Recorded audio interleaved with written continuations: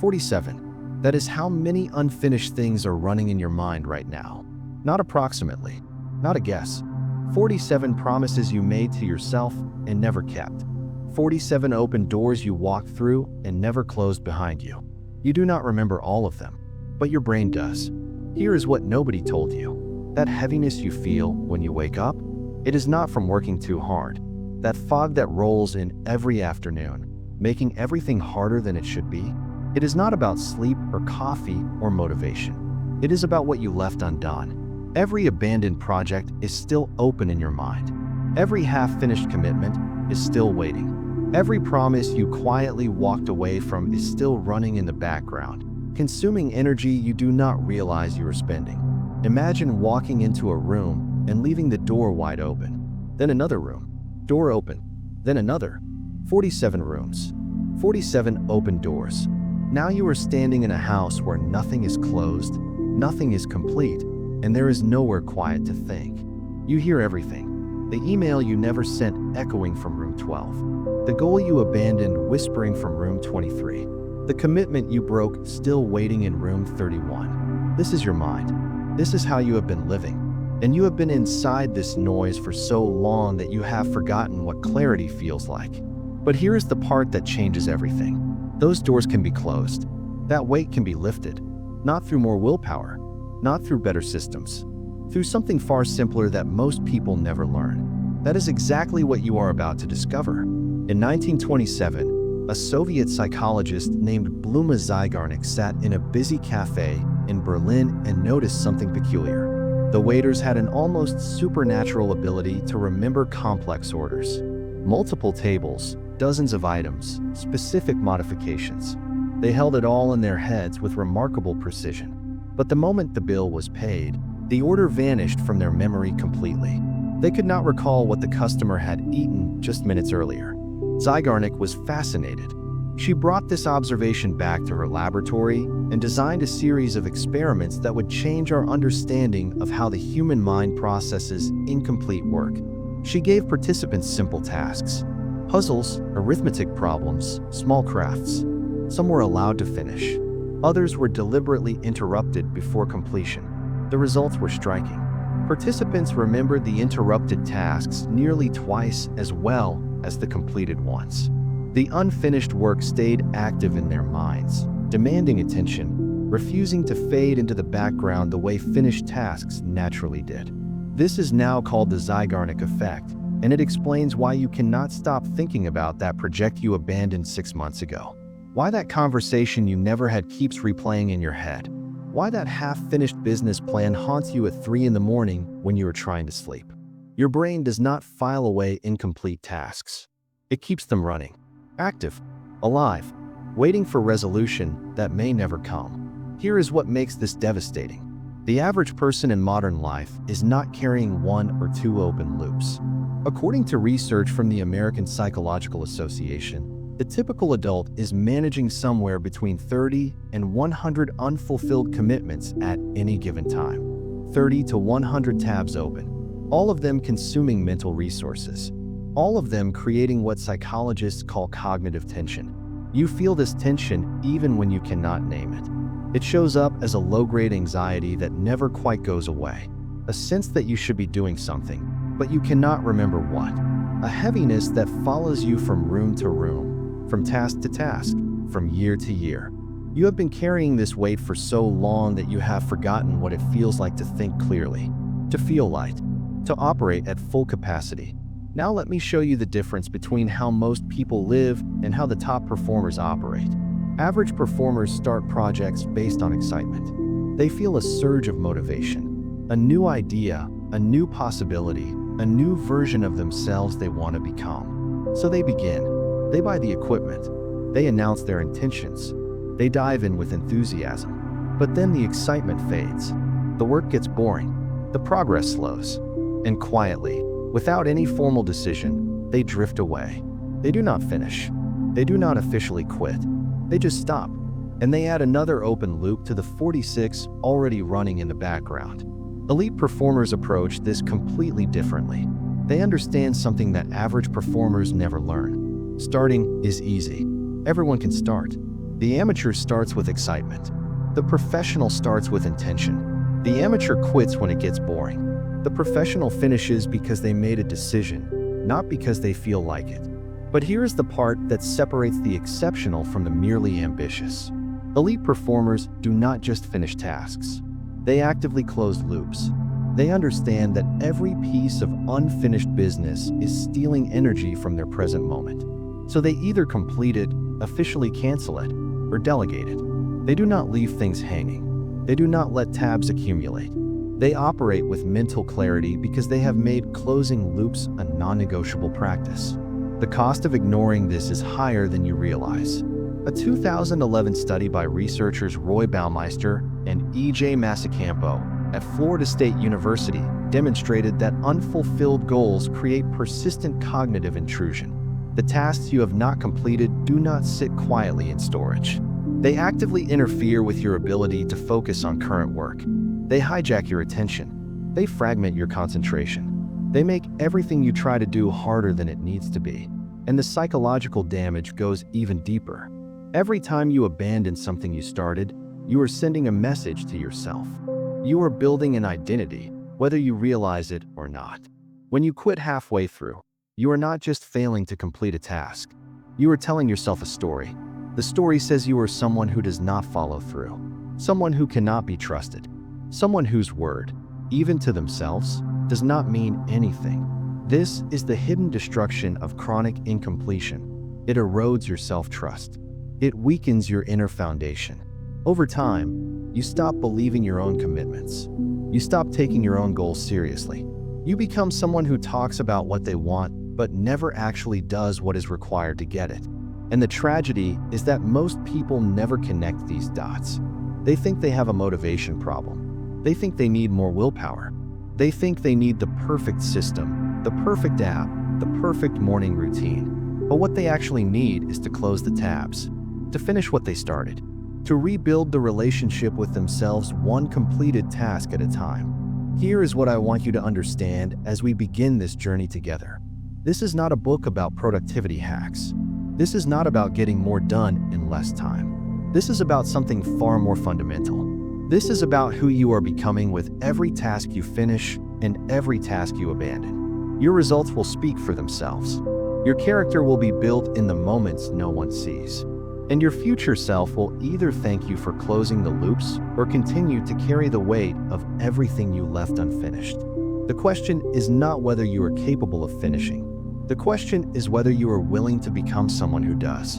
And that decision starts now. But before you can close the loops, you need to understand why you keep opening them in the first place. You need to see the pattern that has been running your life without your permission. Because once you see it, you can never unsee it. And that is exactly where we are going next. Chapter 2. Why you keep starting over. You are addicted to beginnings. And that addiction is destroying your life. This is not an insult. This is neuroscience. Your brain is wired to reward you for starting new things. Every time you begin a fresh project, commit to a new goal, or declare that this time will be different, your brain releases a surge of dopamine. That neurochemical rush feels like progress. It feels like change. It feels like you are finally becoming the person you were meant to be. But here is what your brain does not tell you. That dopamine hit is not a reward for achievement. It is a reward for anticipation. You get the pleasure before you do the work. And that is precisely why starting feels so good and finishing feels so hard. Stanford University neuroscientist Andrew Huberman has extensively documented this phenomenon. The dopamine system, he explains, is not designed to reward completion. It is designed to motivate pursuit. Your brain gives you the chemical reward when you imagine the outcome, when you set the intention, when you take the first exciting step. But once the pursuit becomes routine, once the novelty fades, the dopamine drops. And suddenly that project that felt so urgent last month feels like a burden you cannot wait to escape. This is why you have 17 half-read books on your shelf. This is why you have 4 unfinished online courses in your account. This is why you have started the same fitness routine 6 times in the past 2 years. You are not lazy. You are not broken. You are caught in a neurological trap that rewards beginnings and punishes persistence. Now watch the pattern closely. Because once you see it, you will recognize it everywhere. Phase 1 is what I call the ignition phase. Something sparks your interest. Maybe you saw someone successful doing something you want to do. Maybe you read an article that excited you. Maybe you woke up one morning and decided enough is enough. In this phase, everything feels possible. You can see the end result clearly. You can feel how good it will be when you get there. Your motivation is high. Your energy is unlimited. You tell people about your new commitment. You buy the supplies. You set up the workspace. You are ready. Phase 2 is the honeymoon phase. The first few days, maybe the first few weeks, everything goes smoothly. You are showing up. You are doing the work. You are proud of yourself. Each session reinforces your belief that this time is different. You are finally the person who follows through. The dopamine keeps flowing because everything still feels new. There are still discoveries to make, skills to learn, progress to measure. Then comes phase 3, the desert. This is where 90% of people silently abandon their commitments. The novelty is gone. The initial progress has plateaued. The work that once felt exciting now feels repetitive. You are not failing. Nothing has gone wrong. But the emotional fuel that launched you is burned out, and now you are supposed to keep moving on discipline alone. Here is what happens in the desert. Your brain starts scanning for something new. It whispers that maybe this project was not the right one. Maybe you should try a different approach. Maybe that other idea you had would be more fulfilling. And because starting something new would give you another dopamine hit, while continuing this current work gives you nothing, the choice feels obvious. You do not decide to quit. You decide to pivot. You tell yourself you are being strategic. You convince yourself that knowing when to change direction is a sign of intelligence. But you are not changing direction. You are running from the desert. And the desert is where everything meaningful gets built. A 10-year longitudinal study published in the Journal of Personality and Social Psychology tracked over 2,000 participants and their goal pursuit patterns. The researchers found that the single greatest predictor of long-term success was not talent, not resources, not even the quality of the goal itself. It was the ability to maintain effort during periods of low emotional reward. In other words, the people who won were the people who kept going when it stopped feeling good. Let me show you how this separates the average from the elite. Average performers make decisions based on how they feel in the moment. When they feel motivated, they work. When they feel bored, they stop. When they feel excited about something new, they chase it. Their behavior is driven by emotional weather, and emotional weather changes constantly. So their results are inconsistent. Their progress is fragmented. Their identity never solidifies because they keep abandoning who they were becoming. Elite performers operate from a completely different foundation. They make decisions based on commitments, not feelings. They expect the desert. They know it is coming. And they have already decided, before they even begin, that they will cross it regardless of how they feel. The feeling is irrelevant. The decision was already made. This is why they finish what others abandon. Not because they have more willpower, but because they stopped letting feelings vote on commitments. Here is the part that most self-help content will never tell you. The chronic starting pattern is not just inefficient. It is actively building an identity you do not want. Every time you abandon something in the desert phase, you are training your brain to expect abandonment. You are strengthening the neural pathway that says when things get boring, we leave. You are constructing a self-image of someone who cannot be relied upon. And your subconscious keeps score. Research from the University of Pennsylvania's Positive Psychology Center shows that self-efficacy, your belief in your ability to execute and follow through, is built through accumulated evidence. Every completed task, no matter how small, deposits a coin in your confidence account. Every abandoned task withdraws from it. Over time, chronic starters develop what psychologists call learned helplessness around completion. They genuinely believe they are incapable of finishing, not because it is true, but because they have never given themselves the evidence that says otherwise. This is why telling yourself to just push through rarely works. You are fighting against years of accumulated evidence that you interpret as proof of who you are. The pattern feels like personality. The habit feels like identity. And changing identity requires more than motivation. It requires a fundamental disruption of the story you have been telling yourself. But here is what makes this hopeful rather than depressing. If the pattern was learned, it can be unlearned. If the identity was constructed through repeated actions, it can be reconstructed through different actions. You are not stuck with who you have been. You are only stuck with who you keep choosing to be. The first step is simply seeing the pattern without judgment. Recognizing that the urge to start something new when your current project gets boring is not inspiration. It is escape. It is your brain seeking the easy dopamine hit instead of the harder satisfaction of completion. Once you can name it, you can interrupt it. Once you can see the trap, you can stop walking into it. But seeing the pattern is only the beginning. Because there is an enemy waiting for you in the desert that most people never even recognize. An enemy that defeats more dreams than fear ever could. An enemy so subtle that it disguises itself as reasonable doubt. That enemy is not pain. It is not difficulty. It is not failure. That enemy is boredom. And it is far more dangerous than you have ever been taught to believe. Chapter 3: The Invisible Enemy, Boredom. Everyone prepares for pain. No one prepares for boredom. And that is exactly why boredom wins. Think about every story you have ever heard about success. The entrepreneur who risked everything. The athlete who pushed through injury. The artist who faced rejection after rejection. These narratives glorify struggle. They celebrate the dramatic moments of overcoming adversity. They teach you to expect hardship and to summon courage when it arrives. But here's what those stories leave out. The moments that actually break people are not the dramatic ones. They are the mundane ones. The Tuesday afternoon when nothing is wrong, but nothing is exciting either.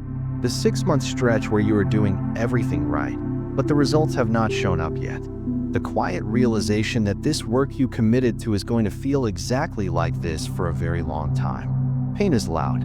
Boredom is silent. And silent enemies are the ones that kill you. A 2014 study from the University of Virginia revealed something disturbing about how humans relate to boredom. Researchers put participants in a room alone with nothing to do except sit with their thoughts. They also gave them access to a device that would deliver a mild electric shock. The results were stunning. 67% of men and 25% of women chose to shock themselves rather than sit in boredom. They preferred physical pain to mental emptiness. This is not weakness. This is biology. Your brain evolved in an environment where boredom could be fatal. If your ancestors sat around doing nothing, they did not eat. They did not survive. So your nervous system developed a powerful aversion to monotony. It learned to interpret boredom as danger. It learned to push you toward action, any action, to escape the discomfort of stillness. In the modern world, this ancient wiring creates a devastating problem. Meaningful work requires extended periods of repetition. Mastery demands thousands of hours of practice that look and feel almost identical. Building anything significant means showing up day after day to do tasks that stopped being novel a long time ago. Your brain is not designed for this. Your brain wants variety, stimulation, novelty. And when it does not get those things, it starts sending distress signals that feel like intuition telling you to do something else. This is why most people quit in the middle, not at the beginning when things are hard, and not at the end when the finish line is visible. They quit in the vast, featureless middle where nothing dramatic is happening, where progress is invisible, where the work feels pointless even though it is not. I call this the invisible progress phase, and it is where dreams go to die. Here is what happens during invisible progress. You are doing the work. You are showing up, but you cannot see the results yet. The compound effect has not kicked in. The seeds you planted have not broken through the soil. From the outside, it looks like nothing is happening. From the inside, it feels like nothing is happening. And your brain, desperate for evidence that your effort matters, starts to panic. The panic does not feel like panic. It feels like clarity. It feels like wisdom. It feels like the mature recognition that maybe this path is not right for you. Maybe you should try something different. Maybe the people who succeed at this have something you do not. But this is a lie. The lie your brain tells you to escape the boredom it cannot tolerate. Research from the University of Chicago's Behavioral Science Department has shown that humans are remarkably poor at predicting future satisfaction during low stimulation periods. When you are bored, Your brain systematically undervalues your current pursuit and overvalues alternatives. It distorts your perception to make quitting feel logical. The boredom is not informing you. It is manipulating you. Now let me show you how this separates those who build something meaningful from those who spend their lives starting over. Average performers interpret boredom as a signal. When the work stops being exciting, they assume the work is wrong. They trust the feeling. They pivot, restart, explore new options. They are constantly chasing the next spark, the next inspiration, the next project that finally feels right. They mistake stimulation for alignment. They think the goal is to find work that never gets boring. But that work does not exist. Everything gets boring. The question is what you do when it does. Elite performers interpret boredom as a test. They understand that the feeling of wanting to quit is not information about the goal. It is information about the phase. They expect boredom. They plan for it. When it arrives, they do not interpret it as a sign to leave. They interpret it as confirmation that they have reached the part where most people give up. And they keep going precisely because most people would stop. This is not about willpower. This is about perception. When you see boredom as the enemy, you fight it. You resist it. You exhaust yourself trying to make the work exciting again. But when you see boredom as a gatekeeper, everything changes. It becomes the guardian standing between you and the results you want. It becomes the filter that separates the committed from the curious. It becomes proof that you are on the right path, because if the path were easy to walk, everyone would reach the destination. The most successful people in any field have learned to find meaning in repetition, not despite the boredom, but through it. They have discovered that on the other side of boredom is a different kind of engagement. Not excitement, not stimulation, something quieter, something deeper. A state where the work itself becomes enough, where you no longer need the emotional fireworks to show up, where discipline has matured into devotion. But you cannot get there if you keep running every time the boredom arrives. Here is a practical reframe that has transformed how thousands of high performers relate to this challenge. When you feel the urge to quit because the work has become boring, ask yourself one question. Am I running towards something or away from something? If you are running toward a genuine new opportunity that aligns with your values and vision, that might be worth exploring. But if you are running away from the discomfort of monotony, you are not making a strategic decision. You are making an escape. And escaping boredom will trap you in a cycle of perpetual beginnings with no endings. The ability to sustain effort through boredom is not a personality trait you either have or do not have. It is a skill. It can be developed. It strengthens every time you feel the pull to abandon and choose to stay instead. Every boring session you complete is a rep that builds your tolerance for the mundane. And that tolerance is worth more than talent, more than luck, more than any productivity system ever designed. Because the people who master boredom master completion, and the people who master completion master their lives. But there is still something we have not addressed, something deeper than the neurological trap. Something that explains why abandoning tasks in the middle does not just slow your progress. It actively damages who you are. Every time you quit, you are breaking a promise. And the person you are breaking it to is yourself. That betrayal has consequences you have never fully calculated. Until now. Chapter 4. The Cost of Broken Promises. You would never tolerate from a friend what you tolerate from yourself. Imagine someone in your life who constantly made promises and never kept them. They told you they would meet you for dinner, then canceled at the last minute. They said they would help you move, then disappeared when the day arrived. They committed to a project together, then quietly stopped showing up without explanation. How long would you trust that person? How many broken commitments before you stopped believing anything they said? Now turn that lens inward. How many times have you told yourself you would finish something and then abandoned it? How many times have you made a commitment to yourself, a real commitment, spoken aloud or written down or solemnly decided in your mind, and then simply walked away when it got inconvenient? How many times have you been the friend who does not show up, except the person you failed to show up for was you? This is not about guilt. This is about mathematics. Every promise kept builds trust. Every promise broken erodes it. And you have been eroding trust with yourself for years, maybe decades, without ever calculating the compound cost. The research on this is sobering. A 2018 study published in the Journal of Personality examined what researchers called self-concordance, the alignment between your stated intentions and your actual behavior. They followed participants over 18 months, tracking the goals they set and the goals they completed. What they found was that the gap between intention and action did not just predict failure on specific goals. It predicted global self-esteem, life satisfaction, and even symptoms of depression. The people who consistently failed to follow through on their commitments to themselves did not just accomplish less. They felt worse about who they were at a fundamental level. This makes perfect sense when you understand how identity works. You do not decide who you are. You discover who you are through your actions. Your brain is constantly watching your behavior and updating its model of your identity based on what it observes. When you say you will exercise and then you exercise, your brain notes the evidence. It updates the model. You become, slightly more, a person who exercises. When you say you will exercise and then you do not, your brain notes that evidence too. It updates the model in the other direction. You become, slightly more, a person who does not follow through. This process is happening beneath your conscious awareness every single day, with every single commitment you make and keep or make and break. Here is why this matters more than you realize. Your future behavior is largely determined by your current identity. You do not rise to the level of your goals. You fall to the level of your self-concept. If your brain has accumulated years of evidence that you are someone who quits, it will generate thoughts, feelings, and impulses that align with that identity. You will feel resistance when you try to finish things. You will feel doubt about your ability to follow through.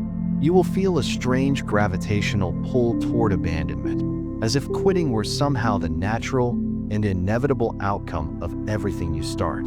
This is not a character flaw. This is software running exactly as designed. Your brain is predicting your future based on your past. And if your past is filled with broken self-promises, your brain will predict more of the same. Let me show you how this manifests differently in average versus elite performers. Average performers treat self-commitments as flexible. They make promises to themselves with an implicit escape clause. I will do this unless something comes up. I will finish this unless I change my mind. I will follow through unless it gets too hard or too boring or too inconvenient. They do not take their own words seriously because they have trained themselves, through years of broken commitments, to expect that their word means nothing. Elite performers treat self-commitments as sacred contracts. They understand that every promise to themselves is a negotiation with their future identity. When they say they will do something, they have already decided it is done. The only variable is time. They protect their self-trust the way you would protect any valuable relationship, because they know that trust, once lost, is expensive to rebuild. This explains something that confuses many people about high achievers.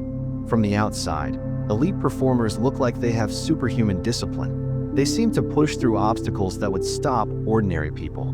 But from the inside, it does not feel like pushing at all. It feels like keeping a promise. It feels like honoring an agreement. The discipline that looks extraordinary to observers is actually just accumulated self-trust expressing itself as action. When you trust yourself, finishing is easy. When you do not trust yourself, everything is a battle.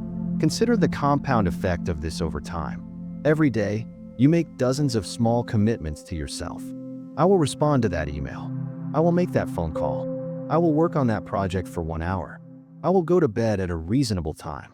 Most of these commitments seem trivial in isolation, but they are not trivial. Each one is a vote for or against your identity as someone who follows through. Dr. B.J. Fogg, founder of the Behavior Design Lab at Stanford University, has spent decades studying how tiny actions shape self-perception. His research demonstrates that small completed commitments create what he calls success momentum. Each completion, no matter how minor, reinforces the neural pathways associated with follow-through. Over time, completion becomes your default mode. But the reverse is also true. Each broken micro-commitment, each "I will do it later" that becomes "I never did it," reinforces the pathways associated with abandonment. You are always training one pattern or the other. There is no neutral. Here is what makes this hopeful rather than devastating. If self-trust can be eroded by broken promises, it can also be rebuilt by kept promises. The same mechanism that works against you can work for you. You do not need to overhaul your entire life overnight. You do not need to suddenly become a different person through sheer force of will.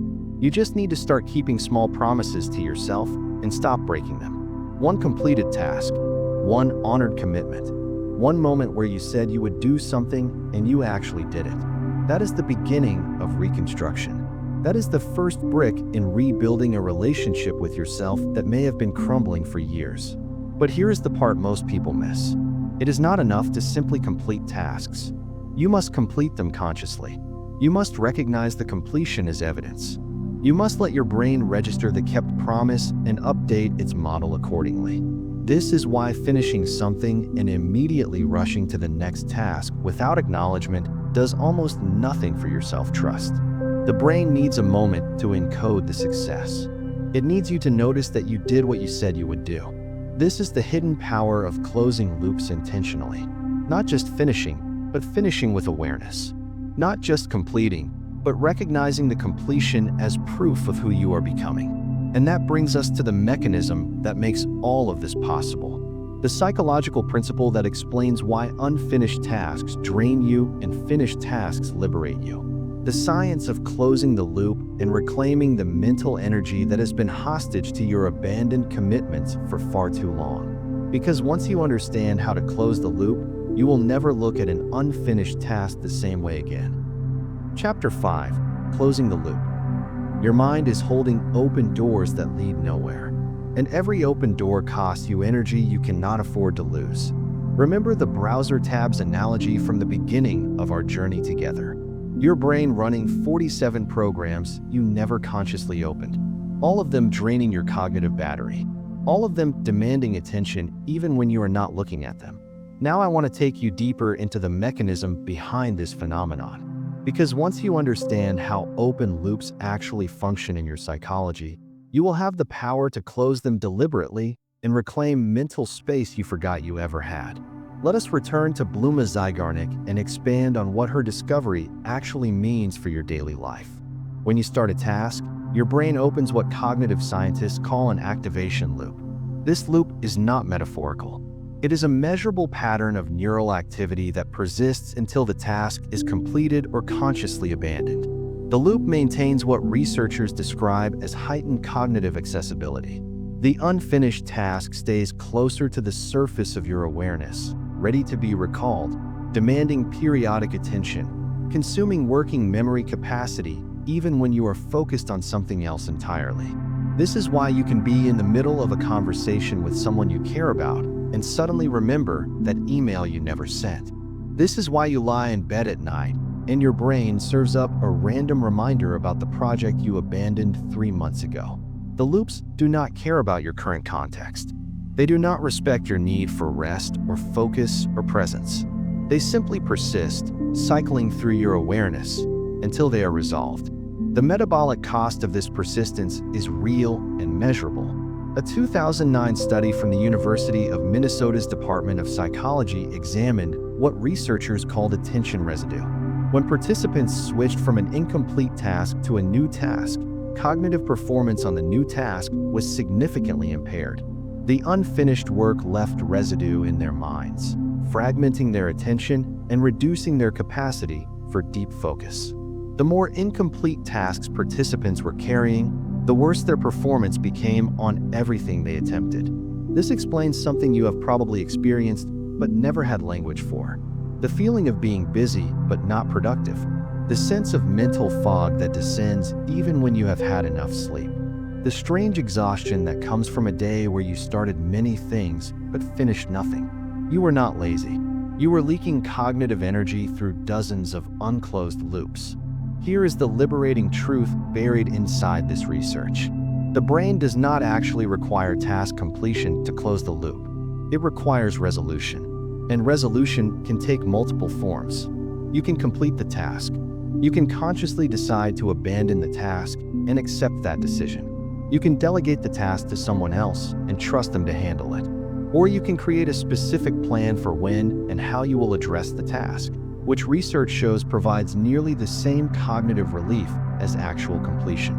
This last finding is particularly powerful. In 2011, researchers Massacampo and Baumeister published a landmark paper demonstrating that the Zeigarnik Effect could be neutralized by planning. Participants who made concrete plans for their unfinished tasks showed the same reduction in intrusive thoughts as participants who actually completed the tasks. The brain interpreted the plan as a form of commitment that allowed it to release the activation loop. The door could close not because the task was done, but because the brain trusted that it would be done. This changes everything about how you should approach your open loops. You do not need to finish everything today. You do not need to clear every item from your mental inventory in a single heroic effort. You need to make decisions, real decisions. For each open loop, you must choose one of 4 paths. Complete it now, schedule it specifically, delegate it formally, or release it consciously. What you cannot do is leave it floating in ambiguity. The ambiguity is what keeps the loop open. The ambiguity is what drains you. Now let me show you how this separates the perpetually overwhelmed from the consistently effective. Average performers let tasks accumulate without resolution. They start things and leave them open. They receive requests and say maybe without ever deciding yes or no. They add items to mental lists that never get reviewed or processed. Their cognitive workspace becomes cluttered with fragments, half-commitments, and loose ends that multiply faster than they can ever be addressed. They feel overwhelmed because they are overwhelmed. Their brains are running hundreds of background processes with no plan for resolution. Elite performers are ruthless about cognitive closure. They understand that every open loop has a cost, so they refuse to leave things unresolved longer than necessary. When something enters their awareness, they immediately ask, what is the next action and when will I take it? If they cannot answer both questions, they either do it immediately, schedule it specifically, or delete it entirely. They treat their mental workspace the way a surgeon treats an operating room: clean, organized, with only the essential instruments present. This is not about being cold or rigid. This is about respecting the finite nature of your cognitive resources. Research from Princeton University's Neuroscience Institute has demonstrated that working memory, the mental capacity you use for active thinking and problem solving, can hold approximately 4 items at once. Not 40, not 14, 4. Every open loop you carry beyond those 4 is competing for space that does not exist. The result is cognitive overflow, where your brain cycles rapidly between unresolved items, never giving any of them the deep attention they require. When you close loops deliberately, you create space. Space to think clearly, space to focus deeply, space to be present with whatever you are actually doing instead of mentally fragmented across dozens of unfinished commitments. Here is a practice that will transform your relationship with open loops if you implement it consistently. At the end of each day, take 5 minutes to conduct what I call a loop audit. Review every task, project, and commitment that is currently open in your life. For each one, make a decision. Will I work on this tomorrow? If yes, when specifically? If no, when will I work on it? If the answer is never, then formally release it. Say to yourself, out loud if necessary, I am choosing not to do this, and I release it from my mental inventory. This conscious release is essential. Without it, the loop remains open even if you have no intention of ever completing the task. Most people have never formally released anything. They have simply stopped thinking about abandoned tasks, which is not the same as closing them. The brain knows the difference. An ignored loop and a closed loop feel completely different in your psychology. One continues to drain you silently. The other gives back the energy it was consuming. The daily loop audit takes 5 minutes. The cognitive clarity it creates is worth hours of recovered focus. This is not productivity advice. This is energy management at the most fundamental level. But there is a deeper layer to this practice that most people miss. Closing loops is not just about managing tasks. It is about reclaiming your attention. And your attention is the raw material from which your entire life is built. Where your attention goes, your energy flows. Where your energy flows, your results grow. When your attention is fragmented across dozens of open loops, your energy is scattered and your results are mediocre. When your attention is focused through deliberately closed loops, your energy is concentrated and your results are exceptional. The people who accomplish extraordinary things do not have more time than you. They have more attention. And they have more attention because they have fewer open loops competing for it. This brings us to a critical turning point in our journey together. Understanding how to close loops is essential, but knowing the mechanics is not enough. Because there is a deeper question you must answer before any of this truly works. It is not about what you do. It is about who you are.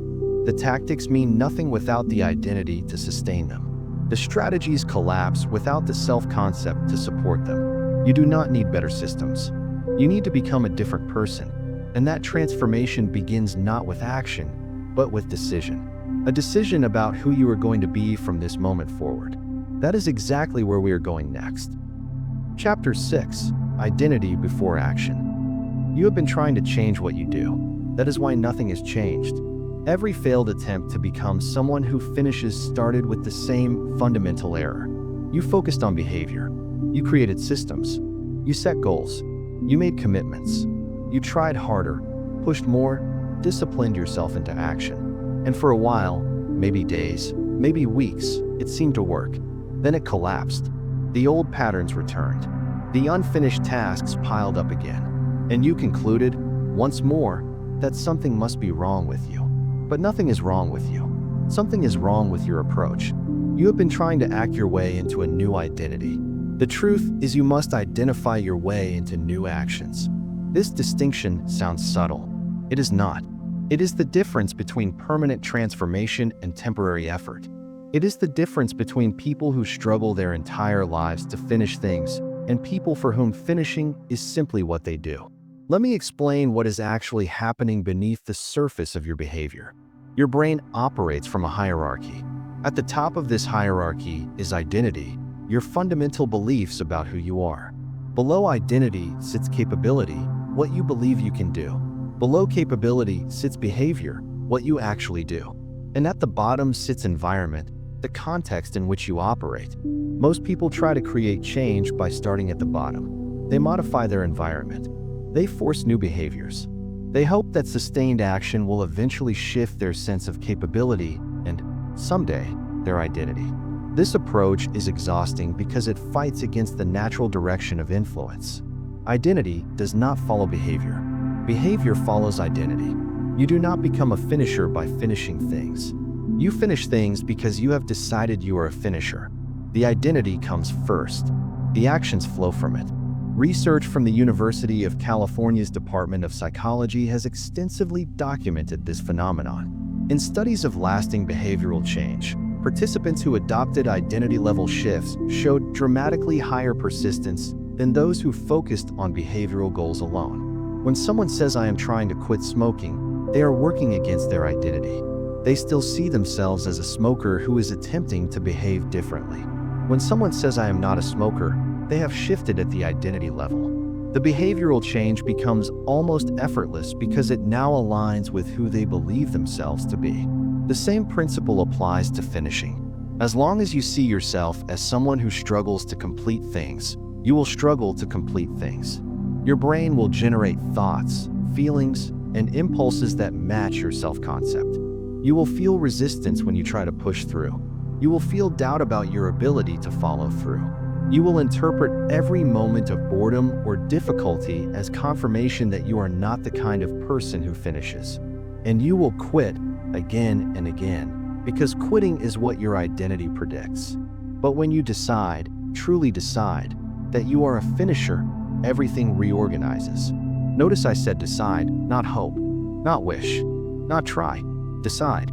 A decision is different from an intention. An intention is a preference for an outcome. A decision is a commitment to an identity. When you intend to finish something, you are still leaving room for failure.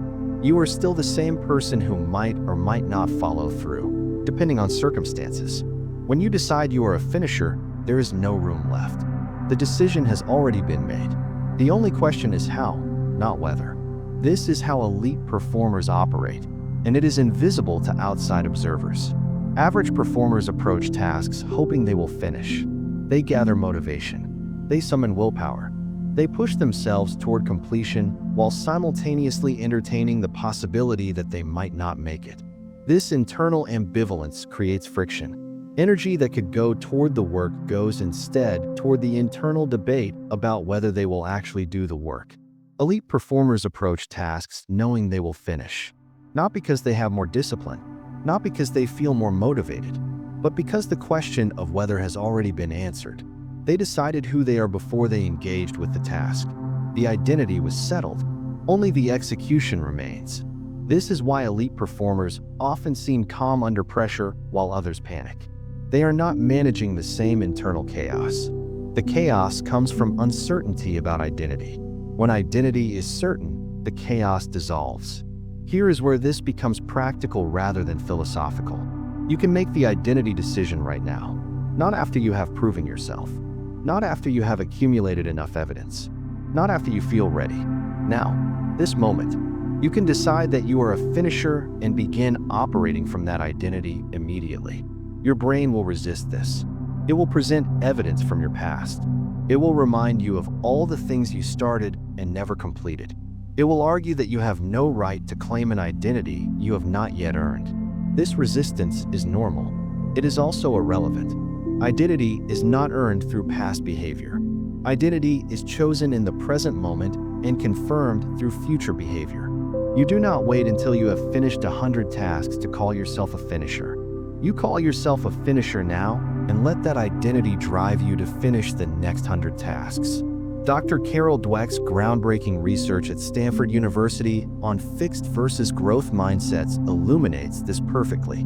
People with fixed mindsets believe their traits are permanent, determined by past performance, and unchangeable. People with growth mindsets believe their traits are malleable, shaped by present choices and future actions. The finisher identity requires a growth mindset. It requires believing that who you are today is not imprisoned by who you were yesterday. Let me give you the exact language that makes this shift concrete. Stop saying I am trying to finish more things. Start saying I am a finisher. I complete what I start. Stop saying I want to be more disciplined. Start saying I am someone who keeps promises to myself. Stop saying I hope I can follow through this time. Start saying following through is who I am. It is what I do. These are not affirmations. Affirmations are wishes dressed up as statements. These are declarations of identity. They are not describing a future you hope to reach. They are announcing the person you have decided to be, starting now. The neuroscience supports this approach more than you might expect. Research on self-referential processing shows that the brain treats identity statements differently than goal statements. When you say, I am a finisher, your prefrontal cortex activates patterns associated with self-concept and core beliefs. When you say, I want to finish this project, different neural networks activate, networks associated with desire and future planning. The identity statement recruits deeper, more stable brain structures. It literally writes itself into your operating system at a more fundamental level. This is why people who make identity shifts often describe the change as feeling natural rather than forced. They are not fighting themselves anymore. Their actions and their self-concept are aligned. The internal war is over. But here is what you must understand about identity shifts. They are not magic. Declaring yourself a finisher does not automatically complete your tasks. What it does is change your relationship to those tasks. It changes the internal conversation. It changes the meaning of showing up when you do not feel like it. It changes what quitting would cost you. When your identity is not attached to finishing, quitting costs you a task. When your identity is attached to finishing, quitting costs you yourself. The stakes become different. The motivation becomes structural rather than emotional. You finish not because you feel like it, but because not finishing would mean being someone you have decided you are not. This is the deepest source of sustainable discipline. Not willpower, not motivation, identity. But identity alone is not enough. You have declared who you are. Now you must build the evidence that makes that declaration undeniable. You must accumulate proof, not for others, but for yourself. Proof that you are who you have decided to be. That proof comes from a principle so simple it seems almost too obvious to mention. And yet it is the principle that most people ignore, which is exactly why they never build the unshakable self-confidence that elite performers carry with them everywhere they go. The principle is evidence, and evidence changes everything. Chapter 7: The Evidence Principle. Self-confidence is not built by believing in yourself. It is built by giving yourself something to believe in. This single insight separates people who genuinely trust themselves from people who desperately wish they could. The first group has accumulated evidence. The second group has accumulated affirmations. And affirmations without evidence are just pretty lies you tell yourself in the mirror. Think about how confidence actually works in the real world. You are not confident about things you have never done. You are confident about things you have done repeatedly and successfully. You trust your ability to drive a car because you have driven thousands of times. You trust your ability to have a conversation because you have had millions of them. The trust did not come first. The repetition came first. The trust emerged from the evidence of repeated success. This is the evidence principle. Confidence follows proof, not the other way around. Yet most people approach self-improvement backward. They try to feel confident before they act. They try to believe in themselves before they have given themselves anything to believe in. They search for motivation, inspiration, the right mindset that will finally unlock their potential. And they wonder why the confidence never comes, or why it evaporates the moment circumstances get difficult. The confidence never comes because they never built it. They were waiting for a feeling that only arrives after the work is done. Research from the University of British Columbia's Psychology Department examined the relationship between self-efficacy and task completion across multiple domains. Self-efficacy is the technical term for your belief in your ability to execute specific actions successfully. What the researchers found confirmed what high performers have always known intuitively. Self-efficacy is not a trait you were born with. It is a belief system constructed from 4 primary sources: mastery experiences, vicarious learning, social persuasion, and physiological states. Of these 4 mastery experiences, your direct personal history of success exerted by far the strongest influence. In simple terms, the most powerful way to believe you can do something is to have already done it. This creates what seems like a paradox. How can you build evidence of finishing if you have a history of not finishing? How can you develop trust in yourself when your past is filled with broken self-promises? It feels like you need confidence to complete tasks, but you need to complete tasks to build confidence. The loop seems closed, but the loop is not closed. There is a door, and the door is smaller than you think. You do not need to complete massive projects to start building evidence. You do not need dramatic transformations or heroic displays of discipline. You need small completions, tiny promises kept, microscopic victories that your brain can register and store as proof. This is where most ambitious people sabotage themselves completely. They set large goals because large goals feel meaningful. They commit to transformative projects because transformation feels worthy of their effort. Then they fail to complete these enormous undertakings and interpret the failure as evidence that they cannot follow through. But the failure was engineered into the attempt. They were trying to build a skyscraper when they had not yet proven they could lay a single brick. The evidence principle works in reverse too. Large failures do not just fail to build confidence. They actively destroy it. Every abandoned, ambitious project reinforces the neural pathways associated with quitting. Every half-finished grand plan adds another data point to your brain's model that says you are not someone who completes things. This is why you must start small. Not because small is all you are capable of, but because small is how evidence accumulates. Let me show you how differently average and elite performers approach this. Average performers chase big wins. They want the transformation to be visible, immediate, impressive. They commit to running marathons before they have established a habit of walking daily. They launch businesses before they have demonstrated they can manage a side project. They announce life overhauls before they have proven they can maintain a single new behavior for 30 days. When these large commitments collapse, they experience large failures that devastate their self-trust. Elite performers collect small evidence deliberately. They understand that the size of the task matters less than the completion of it. They would rather finish 10 small commitments than abandon one large one. Each completion, no matter how minor, deposits a coin in their confidence account. Over time, these small deposits compound into unshakable self-trust.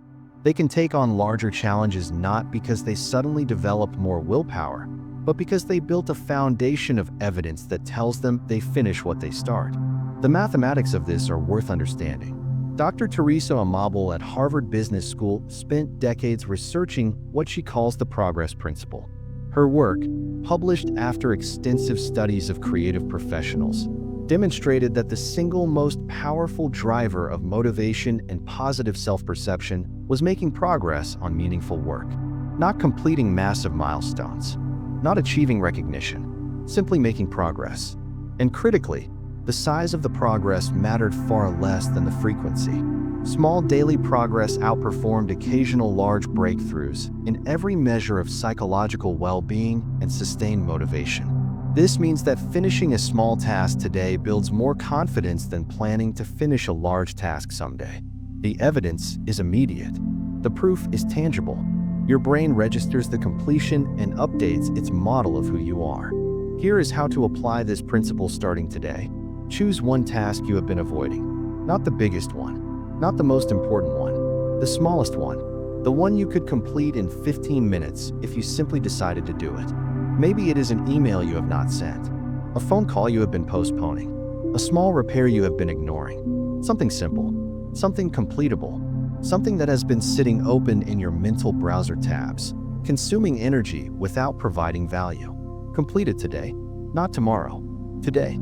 When you complete it, do not immediately rush to the next task. Pause. Acknowledge what just happened. You made a promise to yourself and you kept it. That is evidence. That is proof. That is a deposit in an account that may have been empty for years. Then do it again tomorrow. Another small task, another completion, another piece of evidence that you are becoming who you have decided to be. This is not glamorous. This is not the dramatic transformation story you see in movies. But this is how real change happens. One kept promise at a time, one closed loop at a time, one small piece of evidence stacked on top of another until the weight of proof becomes undeniable. A study from the European Journal of Social Psychology found that habit formation, the point at which a behavior becomes automatic, takes an average of 66 days of consistent repetition. But the researchers also found enormous variation, ranging from 18 days to 254 days, depending on the complexity of the behavior. Simple behaviors became automatic faster. Complex behaviors took longer.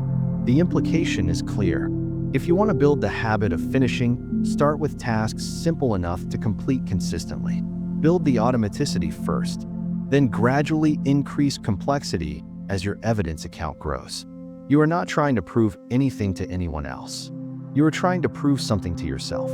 And you are the hardest audience to convince because you have been watching your own behavior for your entire life. You have seen every quit, every abandonment, every broken promise. The only way to overcome that accumulated evidence is to replace it with new evidence. Better evidence. Evidence that tells a different story about who you are. This process takes time. There are no shortcuts. But the compound effect is extraordinary. Every day you complete what you committed to, you become slightly more trustworthy to yourself. Every week of consistent follow-through rewires your brain's predictions about your future behavior. Every month of accumulated evidence transforms your identity from someone who tries to finish into someone who simply finishes. But there is a critical mistake that derails most people even when they understand the evidence principle. They try to build evidence across too many areas simultaneously. They spread their commitments thin, making small promises in dozens of domains, completing some and abandoning others. The evidence becomes mixed. The signal becomes noisy. The brain cannot construct a clear pattern of follow-through because the pattern does not exist. The solution is focus. Ruthless, intentional focus on one area at a time. One commitment honored fully before adding another. One domain of evidence built solidly before expanding to the next. That is exactly what we need to explore. The power of singular focus. the discipline of depth over breadth, and why doing less, with complete commitment, will always outperform doing more with scattered attention. Chapter 8. One task, full commitment. The most productive people in the world do not do more. They do less, but they do it completely. This statement contradicts almost everything you have been taught about success. The cultural narrative celebrates busyness. It rewards the appearance of doing many things at once. It glorifies the overloaded schedule, the packed calendar, the endless hustle across multiple projects simultaneously. But when you study the people who actually produce exceptional results, you discover something uncomfortable. They are not playing the same game. While everyone else scatters their energy across a dozen half-commitments, elite performers concentrate their force on one thing at a time and finish it before moving to the next. This is not time management. This is energy physics. Your attention is not infinitely divisible. Every commitment you add does not simply take a proportional slice of your capacity. It takes more than its share because of switching costs, context loading, and the cognitive overhead of maintaining multiple active projects. Research from the American Psychological Association has documented that multitasking, which is really just rapid task switching, can reduce productivity by as much as 40%. You are not doing two things at 80% effectiveness. You are doing two things at 30% effectiveness each, while feeling like you are working twice as hard. But the damage goes deeper than productivity metrics. When you commit to multiple projects simultaneously, you are dividing your identity across all of them. You become someone who is sort of working on this, kind of making progress on that, theoretically committed to the other thing. None of these partial commitments build the evidence you need. None of them generate the completion momentum that transforms your self-concept. You stay busy without ever accumulating proof that you are a finisher. This is the trap of breadth over depth. It feels productive because there is always something you could be working on. There is always motion, activity, effort being expended somewhere. But motion is not progress. Activity is not achievement. An effort without completion is just exhaustion dressed up as work. The principle I want you to understand is sequential focus. One task receives your full commitment until it is finished. Then, and only then, does the next task receive your attention. Not because you are incapable of holding multiple projects in mind, but because holding multiple projects in mind is precisely what prevents any of them from getting finished. A groundbreaking study from Stanford University's Communication Department examined what researchers called high-media multitaskers, people who habitually consumed multiple streams of information and worked on multiple tasks simultaneously. The findings were disturbing. These chronic multitaskers performed worse than their focused counterparts on every measure of cognitive function. They were worse at filtering irrelevant information, worse at managing working memory, worse at switching between tasks, which is ironic given how much practice they had. The researchers concluded that chronic multitasking does not build cognitive flexibility. It degrades cognitive capacity. Your brain is not a parallel processor. It is a sequential processor that can create the illusion of parallelism by switching rapidly between tasks. But the switching itself has costs. Every time you shift your attention from one project to another, you pay a cognitive tax. Your brain must disengage from one context, store it temporarily, load the new context, orient to where you left off, and then begin productive work.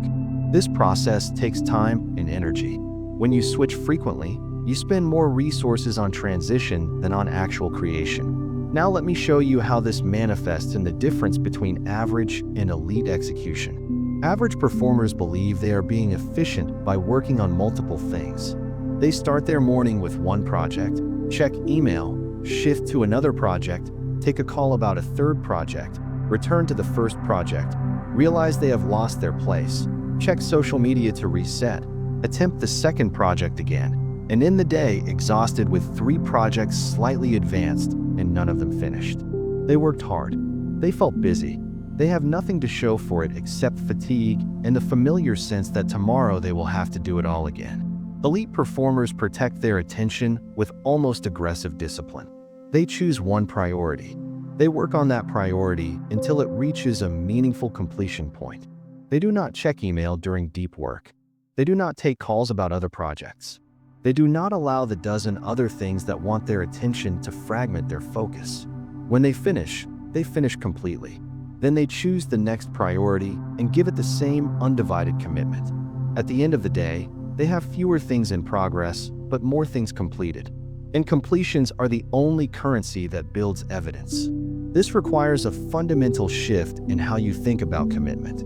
Most people say yes too easily. Every yes to a new project is a no to finishing the projects you have already started. Every commitment you add dilutes the commitments you have already made.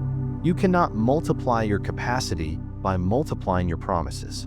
You can only fragment your effectiveness while creating more open loops to drain your cognitive resources. The discipline of full commitment means saying no to good opportunities so you can say yes completely to the best opportunities. It means disappointing people who want your attention on their priorities so you can fulfill your commitment to your own priorities. It means tolerating the discomfort of incompleteness in areas that are not your current focus so you can experience the satisfaction of completeness in the area that is. Peter Drucker, widely considered the founder of modern management theory, spent decades studying effective executives. His conclusion was unambiguous. Effective executives do first things first and second things not at all. Not second things second. Not second things later. Not at all. Because they understood that second things, when pursued simultaneously with first things, prevent first things from ever getting finished. Here is the practical application of sequential focus. Look at everything you are currently committed to. Every project, every promise, every goal that has your name attached to it. Now ask yourself an honest question. If you could only finish one of these, which one would create the most value? Which completion would generate the most evidence that you are a finisher? Which project, done excellently, would move your life forward more than all the others done partially? That is your one thing. That is where your full commitment goes. Everything else either gets formally postponed with a specific future date, delegated to someone else, or released entirely. Not abandoned in the drifting way you have abandoned things before. Released consciously, as a strategic decision that protects your ability to finish what matters most. This feels risky. It feels like you are putting all your eggs in one basket. But the alternative is putting one egg in each of 50 baskets and watching them all crack from neglect. The concentrated approach is not more risky than the scattered approach. It is less risky because the concentrated approach actually produces finished work. A study published in the Journal of Consumer Research examined goal pursuit strategies and found that people who focused on one goal at a time were significantly more likely to achieve their goals than people who pursued multiple goals simultaneously. The focus group did not just achieve more. They reported higher satisfaction, lower stress, and greater sense of control over their lives. The multi-goal group experienced chronic overwhelm, frequent goal conflict, and the persistent feeling that they were falling behind no matter how hard they worked. This is the hidden cost of scattered commitment. It does not just prevent completion, it prevents peace. You cannot be at ease when part of your mind is always tracking the things you are not currently doing. You cannot be present when your attention is fragmented across a dozen contexts. The mental noise of multiple open commitments creates a background static that makes everything harder, including the very work you are trying to accomplish. Full commitment to one thing creates silence. It creates space. It creates the conditions where deep work becomes possible and completion becomes inevitable. But even with full commitment and focused attention, there will be times when finishing does not make sense. Times when the right choice is to stop. Not every project deserves completion. Not every commitment should be honored. And knowing the difference between strategic quitting and chronic abandonment is one of the most important skills a finisher can develop. That is exactly what we need to examine next. When walking away is wisdom and when walking away is weakness. How to tell the difference. And why elite performers quit more strategically than anyone else. Chapter 9. When quitting is right. Everything I have told you about finishing has an exception. And if you do not understand this exception, you will waste years completing things that should have been abandoned. This might seem like a contradiction. It is not. The goal has never been to finish everything. The goal is to become someone who finishes what matters. And that requires the wisdom to recognize when something no longer deserves your commitment. There is a profound difference between chronic quitting and strategic abandonment. Chronic quitting is driven by discomfort. You stop because the work got boring or difficult. You stop because the emotional fuel ran out. Chronic quitting leaves you with nothing except another broken promise and more evidence that you do not follow through. Strategic abandonment is driven by clarity. You stop because the goal no longer aligns with your values. Circumstances have fundamentally changed, or continuing would cost more than completing is worth. Strategic abandonment is not a failure of discipline. It is an exercise of judgment. The problem is that these two types of quitting feel almost identical from the inside. When you are in the middle of something difficult, your brain generates compelling arguments for stopping. It tells you this path is wrong. It tells you smart people know when to cut their losses. Sometimes these arguments are wisdom. Most of the time, they are your brain escaping discomfort disguised as rational analysis. Nobel laureate Daniel Kahneman documented the cognitive bias that keeps people trapped in this confusion. The sunk cost fallacy describes our irrational tendency to continue investing in something because of what we have already invested, rather than based on what future investment will return. Your past investment is gone regardless of what you do next. But the brain experiences quitting as wasting that investment. So people persist in doomed endeavors, throwing good resources after bad.